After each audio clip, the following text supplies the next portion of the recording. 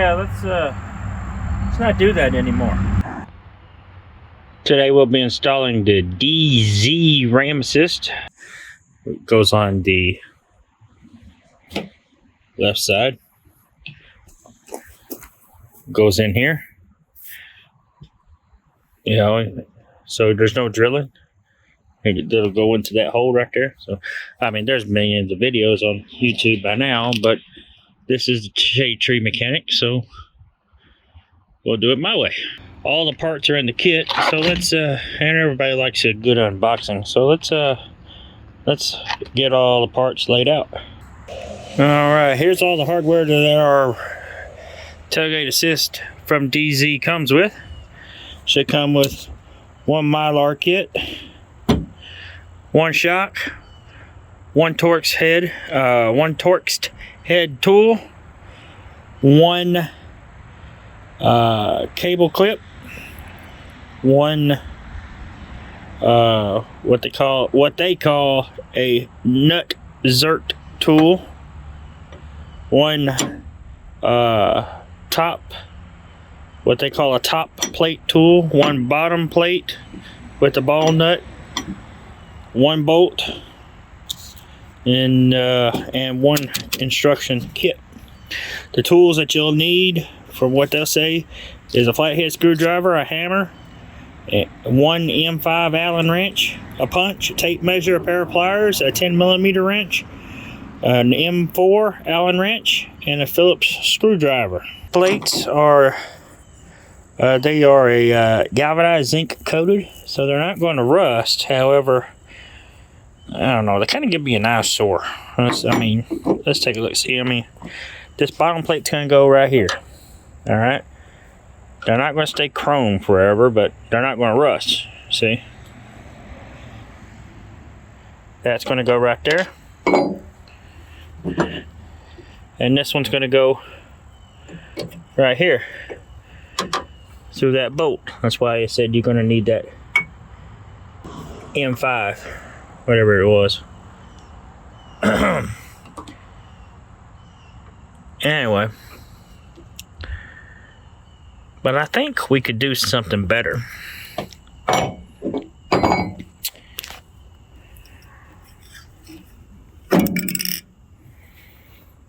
What do you guys think? I think I'm gonna paint that. Alright, step one is to insert our nut zert and tool.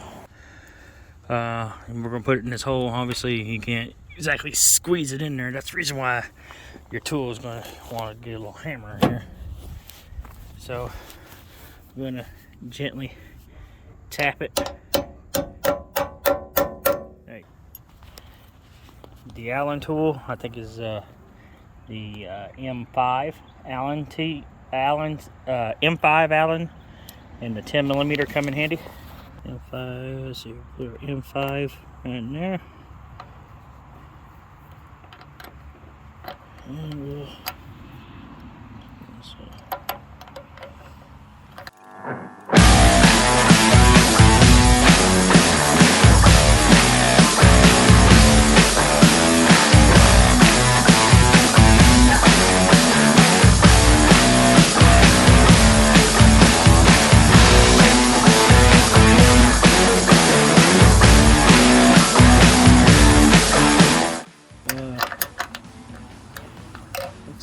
very interesting, you can see it. So it's like a washer, a roller bearing, and a washer. It's an ingenious little feat of engineering.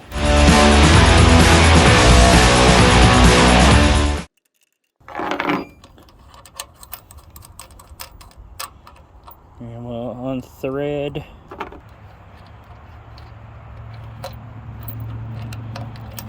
Like I said, it's just see, 2 washers with a roller bearing. Nut zert appears to be installed correctly. It doesn't appear to be going anywhere, and it looks like the thread looks good. Alright then. Alright, and like you see, I painted my plates Mopar granite metallic. So anyway, let's move on to step 2, which is installing the bottom plate. Now, one thing cool is that the bolt that comes with actually has thread locker on it. So we'll come in here with our bottom plate. As you can see, it comes with this C notch. You'll come in here, right there, put it in to our nut cert, and start threading in our bolt to our plate. That's when you come in. Well, anyway, you come in here. If anybody wants to send me a tripod, I would greatly appreciate it. Dropping you guys like that with my cell phone is not good. In fact, it downright sucks. So we'll come in here and tighten that bolt up. Anyway, let me grab this. And that color is an awfully good match, isn't it? And you can't tell me that doesn't look factory original. Now we'll come up here to our top plate. If you don't have this, well, you're in luck, because in step 4, the Torx 45, you just be happy and good know that the kit is actually supplies you with the appropriate Torx head. But I'm not going to use this one because I don't like it. I'm going to use my Torx head because I get a better bite on it.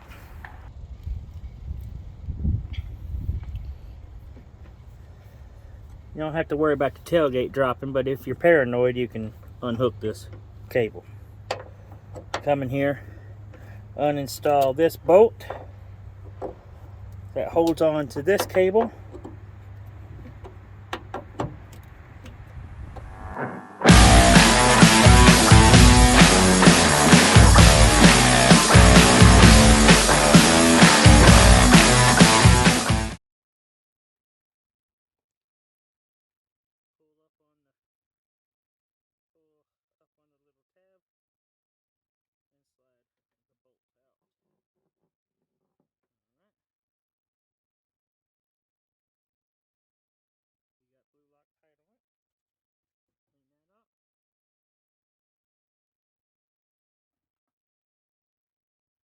Yeah, okay. We'll thread this bolt right through. See what I mean? Having all this color match, it looks a whole lot better.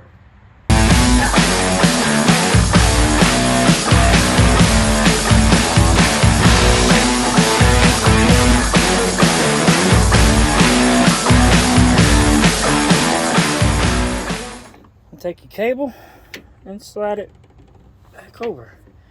You have to lift the tailgate up, just like that.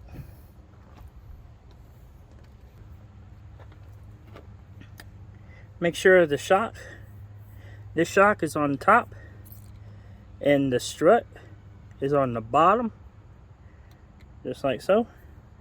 And all you have to do is clip it like that. Spin this around and clip it on the ball joint at the bottom.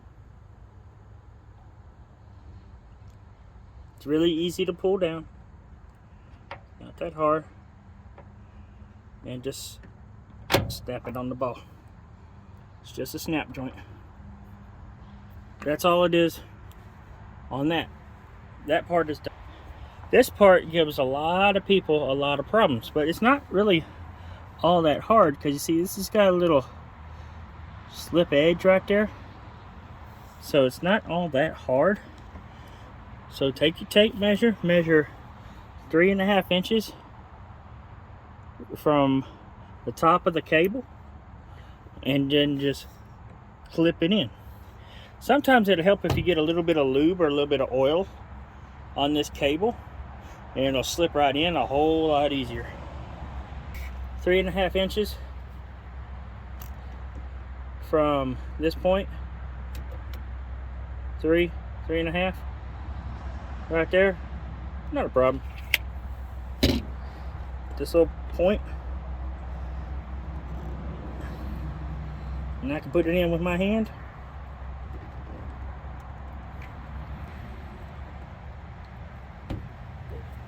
Oh yeah.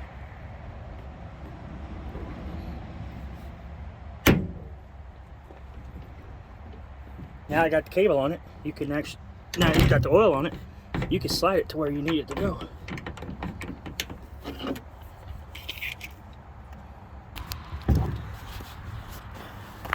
Now you want to be able to push this limiter down. Some people take it out, but then you would have this cable rubbing against your paint, so that's a big no-no. But it would be easier to take it out so you can bend it or cut it off. So that's what we're going to do here.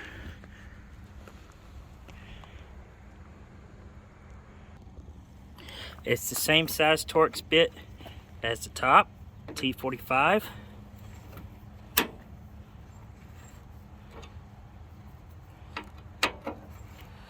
The instructions say take a hammer and a chisel and bang it, then bend it up. I don't want to do that because in case you slip and fall, you'll damage your tailgate.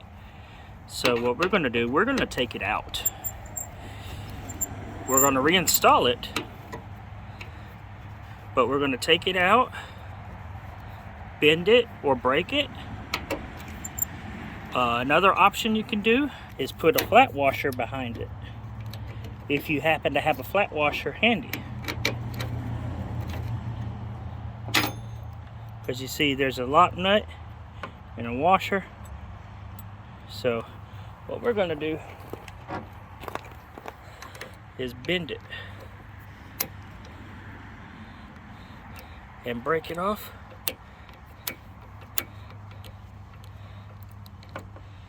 See, we broke it off.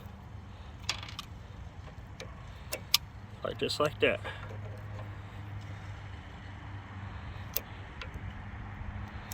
Now it won't damage our paint,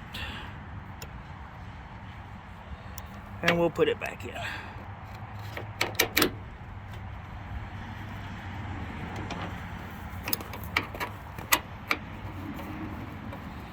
Okay, that's it, we're done. You could discard or keep it if you want it.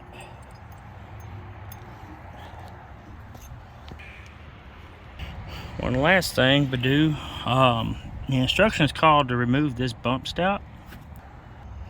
Last thing to do is to put this Mylar, which is a non-scratching material, over your paint here and here, so this cable doesn't wear your surfaces out now that we took that limiter out, so it doesn't scratch your paint. It lifts up just like normal.